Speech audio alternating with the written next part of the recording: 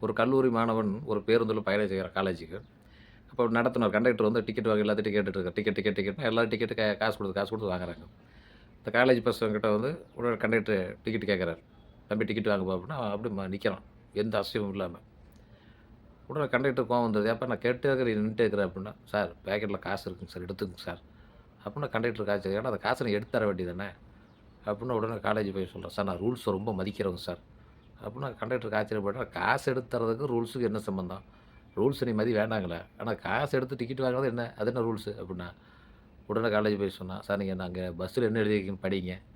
அப்படின்னா கண்டக்டர் படிச்சாரு. "கரம், சிரம், புறம் நீட்டாதீர்" அப்படின்னு இருக்குது. அப்படின்னா கரம்னா இதுக்கு விளக்கம் சொல்லுங்க சார்ன்னா. கரம் அப்படின்னா கையிடா, சிரம்னா தலை, புறம்னா வெளியே, நீட்டாதீர். இதான் அர்த்தம். தலையும், கையும் வெளிய நீட்டாதீங்கன்னு அர்த்தம். அதத்தான் சார் நான் பண்ணிட்டு இருக்கிறேன் இப்போ. இப்போ நான் காசு எடுத்து குடுத்தோம்னா கை வெளிய நீட்டிருவேன்ல. அதனால நான் எந்த ரூல்ஸையும் மாற மாட்டேங்க நானு. நான் காலேஜ் பையன்.